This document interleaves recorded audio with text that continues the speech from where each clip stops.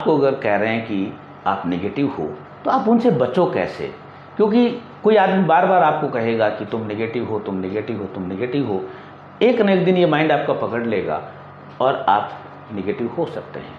But यहाँ अगर समझ में आ जाए कि नेगेटिव लोग होते क्या हैं तो हम इन चीज़ों से बच सकते हैं। हम खुद भी नेगेटिव नहीं होंगे और दूसरा आदमी भी हमें जो नेगेटिव है वो हमें नुकसान भी नहीं पहुंचाएगा। जी हाँ, नमस्कार, मैं डॉक्टर प्रवीण मोहिल के साथ हम रह रहे हैं और उन्होंने कहा कि यार तुझे बाइक चलानी नहीं आती है और आपने बाइक चलानी सीख ली। आपको चाय बनानी आती थी और आपको दाल बनानी नहीं आती, खाना बनाना नहीं आता, आपने सीख लिया। बट ये क्या करेंगे यहाँ पे, अब तुम्हें 4 व्हीलर चलाना नहीं आता, भले ही आपको 4 व्हीलर की ज़रूरत ही नहीं है। आपने दाल बनानी सीख ली, फिर कहेंगे तुम्हें दाल बाटी बनानी नहीं आती, भले ही आपको ज़रूरत ही नहीं है। इस तरह के जो लोग हैं वो नेगेटिव लोग होते हैं। पहला तो ये देखना है कि कहीं आप ही तो ऐसा नहीं कर रहे हैं।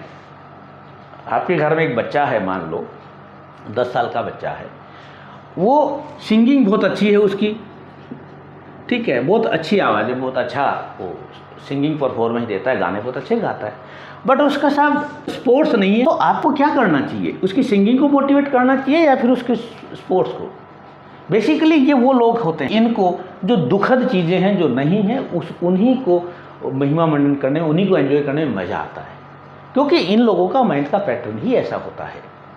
उसमें मैं भी हो सकता हूँ और आप भी हो सकते हैं। तो पहचान के तौर पर वापस उन्हीं एग्जाम्पल पे आ जाता हूँ कि साहब आपको साइकिल चलानी आती थी और बाइक आपको नहीं आती थी और आपने बाइक सीख ली और फिर ये 4 व्हीलर की बात कर रहे हैं। तो अब ये देखो कि साहब क्या इसको 4 व्हीलर आता है, पहला सवाल। जो आपको बार बार ये कह रहे हैं कि तुम्हें ये नहीं आता, तुम्हें ये नहीं आता, तुम्हें ये नहीं आता, आपको जवाब मिलेगा कि साहब इसको भी नहीं आता है। तो चाय बनानी आती है, आपको दाल बनानी नहीं आती थी, सीख लिया, और फिर ये कह रहे हैं साहब वो इटालियन रेसिपी नहीं आती। तो जो ये कह रहे हैं उसको ये देखो कि साहब ये जो XYZ रेसिपी क्या इनको आ रही है, आपको जवाब मिलेगा इनको भी नहीं आ रही। आपके घर में बच्चा है, उसकी सिंगिंग बहुत अच्छी है और इसको ये कह रहे हैं कि तुम स्पोर्ट्स में जाओ, तुम स्पोर्ट्स करो, देखो कि साहब इनको स्पोर्ट्स आता है क्या, जवाब मिलेगा नहीं आता। अगर इनको आता है तो ये आपकी क्रिटिसाइज नहीं करेंगे, आपको ब्लेम नहीं करेंगे, आपको डिमोटिवेट नहीं करेंगे। ये क्या कहेंगे, अच्छा चल, जैसे स्पोर्ट्समैन सुबह उठेगा जल्दी, आपको साथ लेके जाएगा और आपको सिखाएगा, तो इसका मतलब वो आपको ट्रेंड कर रहा है। बट ये लोग ऐसा नहीं करेंगे, ये लोग सिर्फ आपको इस प्रकार से आपकी डिजाइनिंग करते चलते हैं कि आप अंततोगत्वा आपको ऐसा लगने लगता है कि भाई मेरी तो कोई वर्थ नहीं है, वर्थ लेस हो जाते हैं इंसान। धीरे धीरे के थॉट आने लगेंगे और ये थॉट आते आते अल्टीमेटली आपके अंदर वर्थलेस की फीलिंग और हार्मोन और पूरा स्ट्रक्चर डेवलप हो जाएगा और आप अपने आप को ये कहेंगे कि मेरी वैल्यू 0 हो गई है, अब मैं किसी काम का नहीं हूँ। यानी कि आप डिप्रेशन में, एंजाइटी में और बहुत सारी problem, I am not responsible, ये आपके सीड आपके दिमाग में ठोक ठोक के भर देंगे।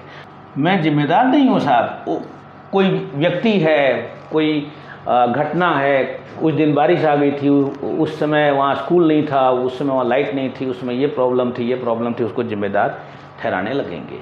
और जब तक हम अपनी रेस्पॉन्सिबिलिटी को नहीं लेते हैं तब तक मामला गड़बड़ होता है। बचाव में आपको कहा जा रहा है जिस चीज़ के लिए, उसमें ये देखो कि इससे आपको नुकसान कितना होने वाला है और फ़ायदा क्या होने वाला है, ये देखो।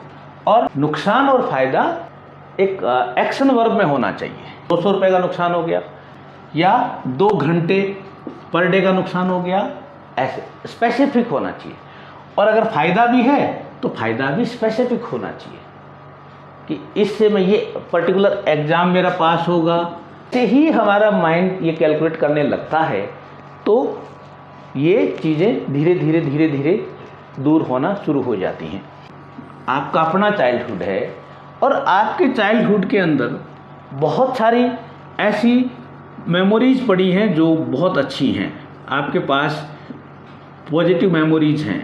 आप स्कूल में थे तो आपको कोई अवार्ड मिला था, आप उस दिन बहुत खुश थे, अलग अलग फील्ड में एक्सपर्ट रहे हो, स्कूल में स्पोर्ट्स आपका बहुत अच्छा था, या आप बहुत अच्छे सिंगर थे स्कूल में, या कुछ और, यानी कि आपके अंदर मेरिट भरी पड़ी है, आपके अंदर मेरिट भरी पड़ी है। और इसका एक बहुत NLP का जो मेथड है, जो निगेटिव लोग जो आपके अंदर जितनी कमियाँ इन्होंने बताई है उनका ऑपोजिट कर लो। ऑपोजिट करने का मतलब है कि जैसे ये आपको कह रहे हैं कि तुम्हें तो अंग्रेजी बिल्कुल नहीं आती, इंग्लिश स्पीकिंग में तुम्हारा डब्बा गोल है, इस दुनिया में बिना इंग्लिश के तो कुछ होएगा ही नहीं, तू तो बर्बाद है। इसका मतलब है कि आपकी हिंदी बहुत अच्छी है, तुम तो रट्टू हो, है ना। या एक शब्द और बोला जाता है, तुम किताबी कीड़े हो। इसका ऑपोजिट करिए कि आप अदर एक्टिविटीज़ में एक्सपर्ट भी हो, ठीक है। अब वो एक्टिविटी आपकी कौन सी है, इनको जस्ट आपको माइंड में ही लेके आना है। जैसे ही आप इन चीज़ों को माइंड में लाएंगे तो ये लोग भाग छूटेंगे, क्योंकि उनके बस की बात नहीं है। अब उनका काम इतना ही था कि आपके अंदर जो आपकी जो वर्दीनेस की जो फीलिंग है उसको ख़त्म करने का ही होता है उनका मकसद। क्यों? क्योंकि उनकी वर्थ होती नहीं कोई। जो इस टाइप के जो लोग हैं उनकी वर्थ नहीं होती कोई, उनके पास अपना कुछ भी नहीं होता। उनके पास जो भी होता है, जो भी उनकी वर्थ होती है, जो भी उनका कहो कि ईगो या घमंड या जो भी उनके पास होता है, आप ईगो घमंड ना कहें, आप उनको आप कह दें कि बहुत अच्छे, जो जिस किसी भी में भी बहुत अच्छे हैं, उनका अपना नहीं होता, वो किसी और का होता है, वो कहीं और से उनका अडॉप्ट किया होता है या उनका अर्न किया हुआ नहीं होता, ऐसे समझ लो। यानी कि वो उनका खुद का मेहनत से कमाया हुआ नहीं होता और उनको कहीं ना कहीं से विरासत में वो, और विरासत भी उनके पास वो वाली होती है जो किसी न किसी तकनीक लगा के जुगाड़ करी हुई होती है। जैसे ही आप इन लोगों के पीछे छूटेगा तो आपके अंदर पॉजिटिविटी आएगी, आपका माइंड आपको एक रास्ता देगा, और रास्ता देगा यानी कि आपकी वो रास्ता आपकी मंजिल की तरफ जाएगा। आपके एक सपनों की मंजिल है। सपनों की मंजिल वो भी हो सकती है कि आप ये सोच रहे हो कि साहब मुझे मेरे गांव में एक बड़ा सा घर बनाना है, क्योंकि हमारे कच्चे मकान थे। आप ये सोच रहे हो कि मेरे गांव में एक स्कूल था और उसके अंदर 3-4 कमरे थे, हम लोग बहुत परेशान होते थे, मुझे इतना पैसा अर्न करना है, वहाँ पे एक बड़ी बिल्डिंग खड़ी करनी है।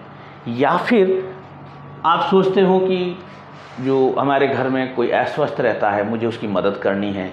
आप किसी भी एरिया में कुछ भी करना चाहते हैं, आपको लगता है कि एक स्टूडेंट मेरे को मिला, उसने कहा कि सर हमारे गांव के लोग बहुत परेशान होते हैं, वहाँ पे मजदूरी नहीं मिलती है लोगों को, तो आपका वो सपना हो सकता है कि मैं वहाँ पे एक बड़ी फैक्ट्री लगा दूँ और एक इंडस्ट्री लगा दूँ, उस इंडस्ट्री में सबको रोज़गार मिले, वहाँ पे बहुत अच्छे स्कूल्स हों तो उनके बच्चे भी उस स्कूल में पढ़ें और उन बच्चों को भी आगे काम मिले।